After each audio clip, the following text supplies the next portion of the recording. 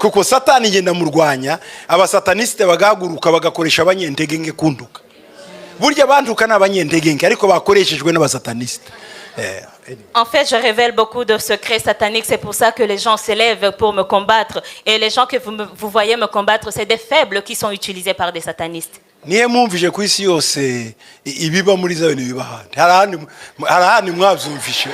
Est-ce que vous avez déjà entendu dans une autre église au monde entier où il y a autant de combats qu'en Zion?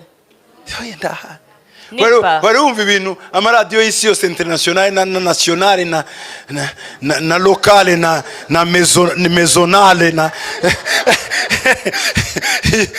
yose avuga inkuru imwe kandi y'ikinyoma, s'il vous plaît. Est-ce que vous avez déjà entendu des radios nationales, internationales, des journaux locaux, des journaux internationaux qui parlent, qui relayent la même histoire et cette histoire est fausse? Why?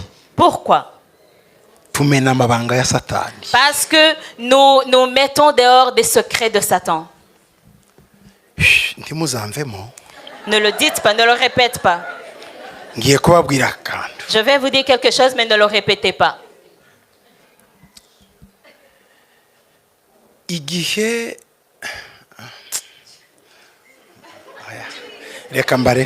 Non, je vais laisser.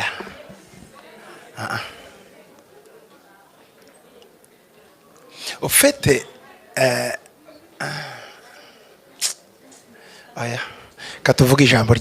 nous allons dire la parole de Dieu. Cherchez-moi en privé. Puissance transfer ya puissance ya États-Unis igiye kwishikiriza Uburaya. Imyaka bumvikanye kwigomba gusubizwa mu Buraya kugira ngo cyagiye cyandikizo gitegurwe yarashize, ariko abanyamerika barabigumana. Yatangiye ryari igihe habaye Revolution Française. Icyo gihe bafashe icyo bita ngo ni statut de liberté, bayirayambutsa bayijyana New York, basinyana amategeko ko ikizagira imyaka runaka. Hanyuma amfite kire ni alliance yakoranywe hagati n'Uburaya na Amerika kubaka systeme y'abaframaso, ariyo systeme y'Illuminati igomba kuzategeka isi. Icyo gihe rero igihe cyabo cyo kugarura bakura Amerika mu imbaraga bakayizana ha Amerika ikagwa, yagwa Uburaya bukazamuka, ariyo Empire Rome igomba kongera kubyuka. Muranyumva neza? Empire Rome igomba kongera kubyuka. Habaye akantu kizakunda kubera iki? Umuntu wa mbere wabiciye ni Obama kuba president, kuko Obama ntiyari yarateguwe. Hari yarateguwe undi, nta muntu mu bademokrate barwanaga, tutavuze mu izina nubwo kuma media azwi. Murabyumva? Amaze no kuba president bahise bamugira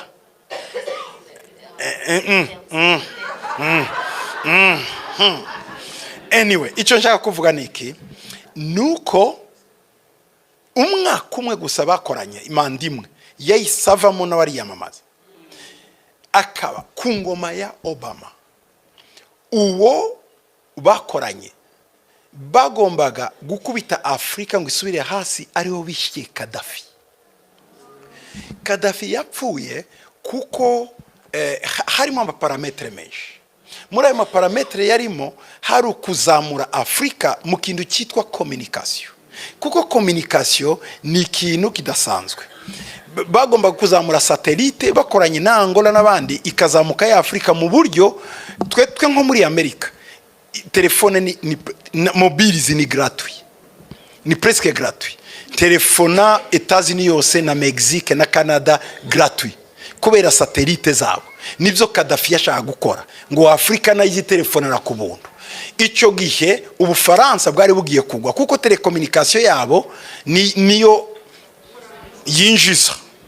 Anyway, baha mission wa mugabo uri mu manzu uyu munsi w'Umufaransa. Wa mugabo ndavuze izina, ntukavuga izina.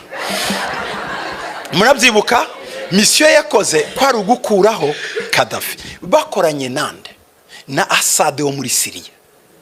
Murabona yose wo muri Syria niyo mpamvu batamukuyeho, kuko bakwiyeho abandi ntiyavaho kuko bamukingiye ikibaba, hari akantu yakoze atelefona Kadafi amubwira aho yihishe bamufatirayo. Bateretere nibajya bava muri alliance kujya twasomye. Anyway, icyo gihe Afurika rero nta kuntu yagomba kuzamuka. Kubera iki Afurika itagomba kuzamuka? Uburaya nibwo bakagombye kuzamuka. Noneho bategura inzira za migration kugira ngo abasore bacu baze, ariko ntibagera i Buraya bagwehe muri Mediterane. Ugira ngo bananiwe kubimira? No, amato abazana. Anyway, reka tubanze. Donc Afrika rero, ariko ngese he kandi ko ngiye wowe banzureke wowe. Banzureke nduvuge muri ico kirimi nyine ntacyo ushaka. Anyway, muri make mu byukuri Afrika agombaga guhabwa gasopo. Wowe ceceka ko turakora deal na Etazini nayo Obama agiyemo abayisha umupango afata manda ya kabiri, kuko Obama de nature sumuframaso. No, iwe ntari muri framaso, ariko aipuza systeme y'abademokrate by'amagenda byose byabo muzi. Nyuma yaho rero hagombaga kujyaho haza wa mugabo witwa Trump. None waraba Trumpinga neza arabona. Trump uziki mwumve mbabwire, Trump mwe ntimumuzi. Trump muri cyage yazanywe n'Imana, kuko umwaka ukurikira manda ikurikira ibintu byari kuba bibi. Trump ahageze yakoze ibintu bitatu bikomeye ku isi mwe mutazi, ariko bo bazi muri Iriasi. Icyambere yayisakura Etazini muri OTA. Uzi icyo byari bivuze? Gukura Etazini muri OTA ni ukuvuga ngo twebwe ya alliance twari dufitanye nyakuyeho. Icya kabiri yakoze, yarazi ko isi yose izaba against Israel, ahita yimura ambasade i Jerusalem kugira ngo Yerusalemu ikingirwe hejuru, ushaka kuyikoraho akore kuri ambasade y'Abanyamerika. Donc kiriya ni ikintu gikomeye kirimo protection ya Israel, kandi kugira ngo abarinde ibihugu bibatoye. Icya gatatu yakoze, Trump yakoze gikomeye cyane, yanze kwivanga. Amfite iyo Trump haba Uburusiya ntibuba bwarateye Ukraine, no, ntibyariho. Ikindi North Korea ntibuba birimo bikorana, kuko yambutse umupaka. Icyo ni cy'abantu batazi. Cya gatatu arazamuka ava muri Korea y'Amajyaruguru ajya muri y'Amajyepfo, ajya muri Korea y'Amajyaruguru, abonana na Nuriye. Icyari kimujyanye niki? Yaragiye kumubwira ati ntuzapime, ndi umusazi nzakurasa. Igihe cyose Trump yari ahari, biriya bihugu byose byari bituje, kuko bari bazi ngo niba wararasa. Icyo bategura niki? Inyamaswa kuyizana, ariyo Antikristo. Impamvu inyamaswa itaraza nuko Amerika ikihagazeho, kandi burya Amerika ni evangelique. Mwe ibihugu byanyu byose byahindutse séculaire, donc ni laïque, ntibyemera iby'Imana. Donc ahantu haduhesha imbaraga zo kuvuga nibi n'Abanyamerika. Umunsi Amerika iza transfera power n'ubukristo buzananirwa hariya. Nibunanirana rero, kuko igihugu kizaba ari Europe itegetse, bazatangira kudukura ku ma YouTube, batangira unuvuga Yesu bagufunge, nugira we. Ariko nuvuga Islam nta kibazo uzagira. N'uyu mwanya uzanye umuntu nko mu Bwongereza muri Yesu baragufunga, ariko mu Islam aguhinduye ntibamufunga. Byahereye he? Mu Bwongereza niho hahereye ubukristo hambere. Ndimo ndababwira histoire iri vrai. Donc nibiriho ubu. Donc ubukristo bwacu ni twirwa mutugambo abandi ko bararwana na za Antikristo n'ibindi, twe turarwana ngo amazi wandoze wagize de voilà noja ngo Imana irambwe ngo urumurozi yo rwana nibiroga biri hariya hejuru. Reka umutura gushonje mwese mwaje gushaka ubuzima no mu Buraya ngo araroga wese aroga fitiki kuki twumvikane bene data, twese twaje gushaka ubuzima sibyo? Yaba wanaroga guhagira ama building naho ko uri kuri CPAS toke ntacyo bivuze. No, ndababwiza ukuri. no uwakaroze yakaroze afite building hano mu mujyi ufite ama building akomeye no kuroga twese ku cyumweru tukajya gutonda hariya kuri komine no. Anyway, ibi rero birimo bitegurwa niki nukugira ngo ijambo rya Daniel rizongere ryuzure, kuko hazabamwe abayuda bamwe bazemerera kubera bazangwa cyane n'isi yose, bazageraho pressure ibe nyinshi basinye alliance. Nibi Daniel yavuze, ariko hazavamo bake bange. Amen.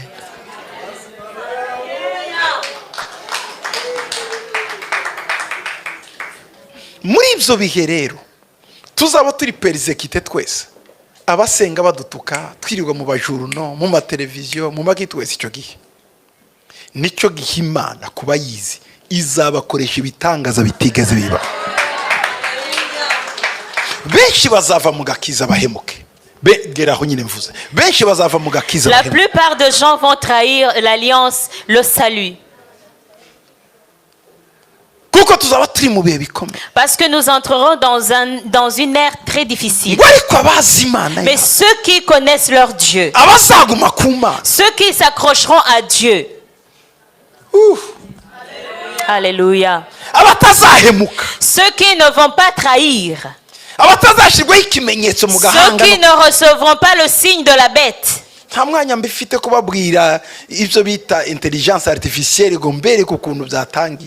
n'ai pas le temps malheureusement de vous parler de l'intelligence artificielle, de ses dégâts et des dégâts actuels et futurs. Mais parce que je suis votre pasteur, un jour je vais vous donner un séminaire de 3 jours. Est-ce que vous serez présents? Je vais vous parler de l'actualité et de ce qui va arriver. La technologie d'aujourd'hui, artificial intelligence, l'intelligence artificielle, qui travaille avec les nerfs, les neurones, de façon que des robots vont commencer à penser plus que l'humain. Qu'est-ce que c'est que ça?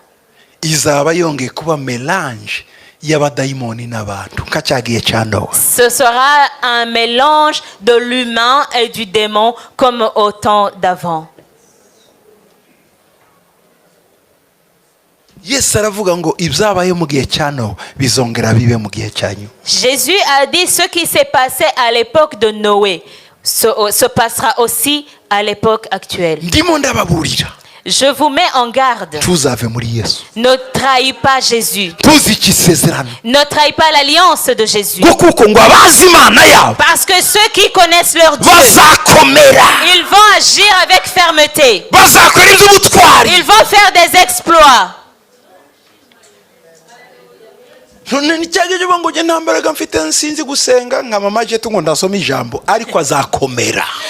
commencez pas à dire moi je suis faible, je sais même pas prier, comme maman Jetou qui me disait qu'elle lit pas la Bible, mais elle sera ferme. Si tu gardes seulement que tu pries pas, tu seras ferme. Quand le mari est dans l'alliance avec sa femme, même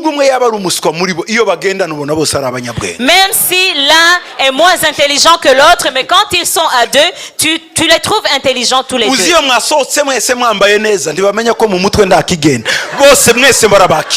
Tu sais, quand ils sortent bien habillés tous les deux, personne ne peut savoir que dans la tête de l'autre, il n'y a rien. Ils vous reçoivent de la même façon. Vous êtes dans l'alliance. C'est là où les faibles disent qu'ils sont forts. Les basrois disent je suis intelligent. Les moins intelligents disent qu'ils sont intelligents.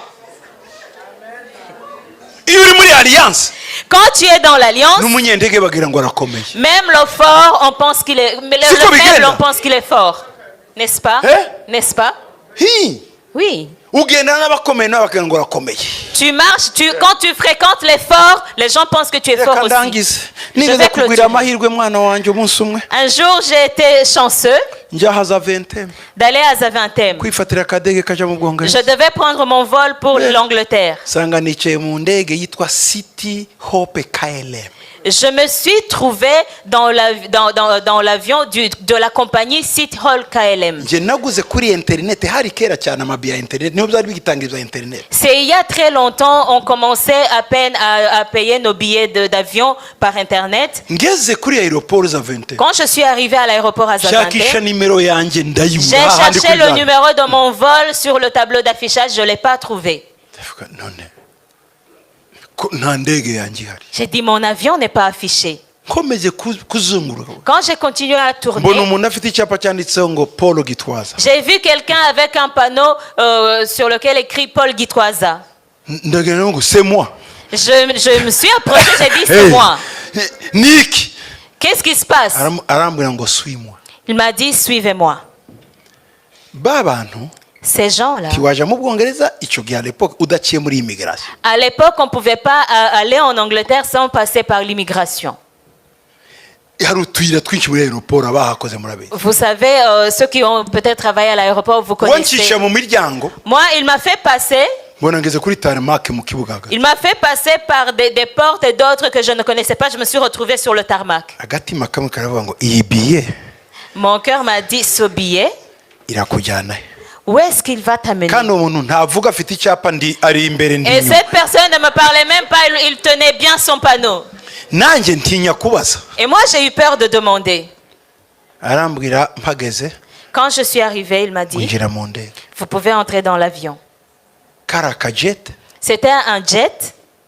ndakareba City Hope KLM ndagafata mu mutwe ningira ikibazo ndandika ngo nagiye mu kadege kitwa City Hope KLM. J'ai regardé ce qui était écrit sur l'avion, c'était City Hope KLM. Je me suis dit, s'il m'arrive quelque chose de mal, je vais envoyer un message en disant, je suis monté dans un avion qui s'appelle City Hope KLM. Bita nandika ka email ubwo J'ai écrit un mail, nohereza umuntu j'ai envoyé à quelqu'un. mu Bwongereza batinje mu kadege kitwa gutya kameze gutya. Quelqu'un qui était au Royaume-Uni, je lui ai dit, j'arrive, je suis dans un petit avion qui s'appelle City Hope KLM. Quand je suis entré, sanga nta ntebe donc ari ameza ha salo il n'y avait pas de rangée, mais plutôt un salon. hakaba hari indi salo hari inyuma Et il y avait un autre salon à l'arrière. harimo abagabo batatu barimo bakina carte amakoti yabo bayamanitse hari amaportemanto. Il y avait 3 hommes qui jouaient aux cartes, qui avaient enlevé leurs vestes, qui les avaient mis au namenye porte-manteau. kugendera muri twegerane z'indege hari inyuma kuri toilette.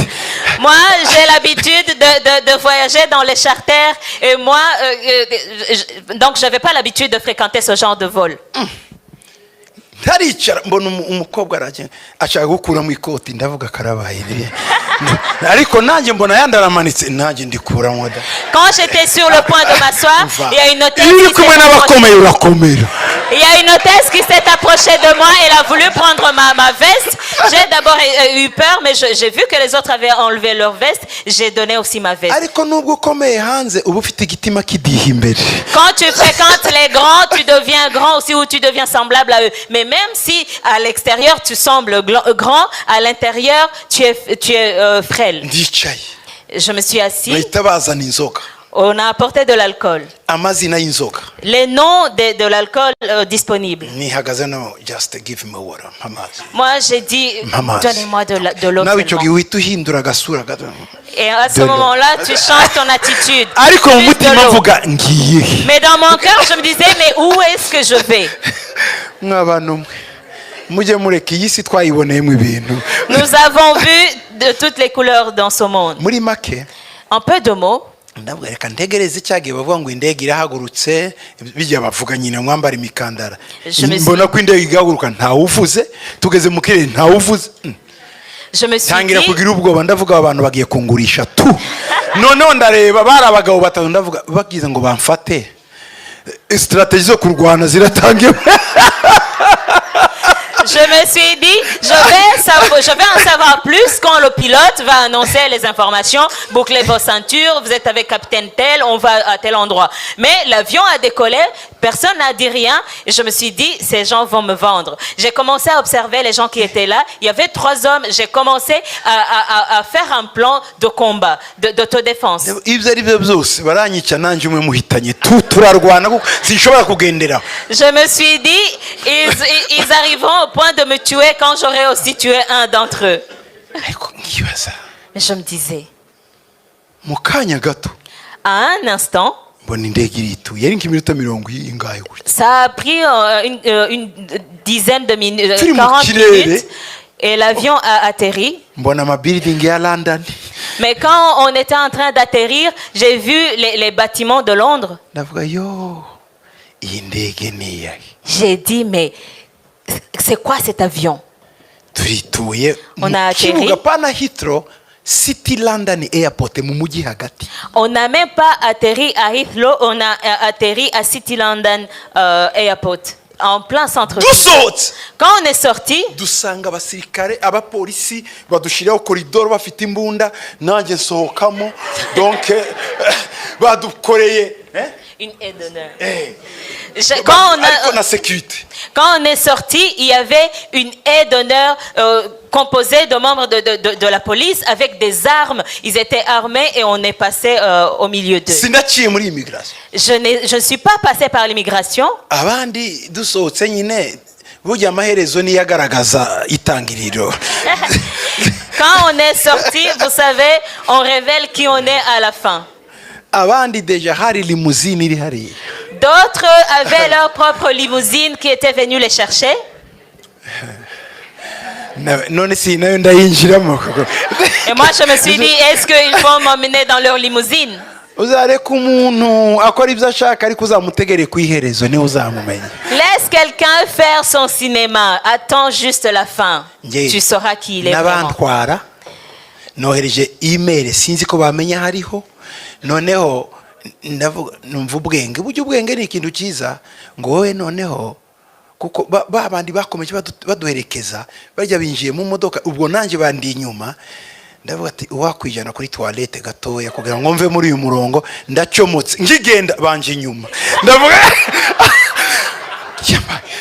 abantu ndabakizwa n'iki mu izina rye ngiye muri toilette ndavuga mana nkuraho aba bantu sinzi nge nahageze aho nahageze bo bakomeje batekeza ko nkomeye naho barya batatu bagenzi banjye iriya ni indege irimo diyama. En fait, yari yuzuyemo diyama.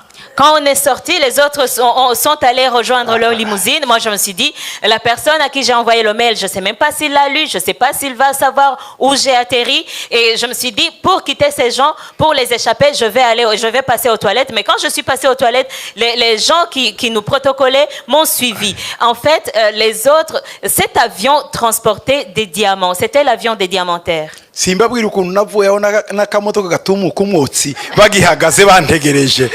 Ayo ni amabanga yanjye n'amayimiliyasiyo yanjye ariko ni yubizi n'Imana. Je ne vais pas vous raconter comment j'ai quitté l'aéroport avec une voiture tellement vieille qu'elle fumait. Ça, c'était ma propre humiliation et c'est mon secret avec Dieu. Keke n'umwotsi yari inyuma abandi bari mu zine n'ababagabo bakimpagaza inyuma. Les autres sont montés dans leur limousine. Umva Imana izabaha amafaranga ariko ntimuzaramye amafaranga kameme hari ahantu. Okay. Moi, une petite voiture est venue me chercher. C'est une voiture tellement vieille, elle a du mal à démarrer. Et quand elle démarre, il y a de la fumée qui s'échappe du pot d'échappement. Mes frères, que Dieu vous accorde de l'argent. Ndagusaba ndangiza ngo gendana n'abakomeye. Je te demanderai en clôturant de fréquenter les grands. Uzakomera. Tu seras grand. Vugana n'abakomeye. Parle avec des puissants. Uzakomera. Tu seras puissant. Gendana na Yesu. Fréquente Jésus. Uzamamara. Tu seras célèbre. Korana na Yesu. Travaille avec Jésus. Uzakomera. Tu seras célèbre. Imana ibahe umugisha. Que Dieu vous bénisse. Amen. Amen. Mana ndagushima muri uyu mwanya mwiza uduhaye. Seigneur, je te rends grâce pour ce bon moment que tu nous accordes. Ndagushima ko dukunda. Je te remercie pour ton amour Kandi dufitiye et pour les bons projets byinshi. que tu as pour nous. ndashima Je rends grâce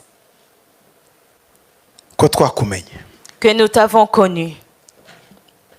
igihe iyi si irimo yica amasezerano Dans la période où le monde est en train de trahir l'alliance, twe tuzaguma kuri wowe nous allons nous accrocher à toi. tuzakumenya Nous allons te connaître. tuzakomera Nous allons être affermis. tuzakora iby'ubutwari Nous allons faire des exploits. ndasabira bene data bose Je prie pour mes bien-aimés, abankurikira bose ceux qui me suivent, abari hano bose ceux qui sont ici. ndabasabira gukomera Je demande pour eux d'être affermis. ubahe gukomera Que tu les fortifies. ubahe gukomera Que tu les fortifies. ubahe gukomera Que tu les fortifies. shimwa yesu Gloire à toi, Seigneur. amahoro yawe Que ta paix abane natwe soit avec mu nous. izina rya yesu Dans le nom de Jésus. amen Amen. murakoze cyane Merci beaucoup. mwakoze kunyihanganira Merci d'avoir été patient avec moi. wari umugoroba wa nyuma w'igiterane cyacu C'était le dernier soir de le dernier après-midi de notre mwarakoze conférence. cyane Merci.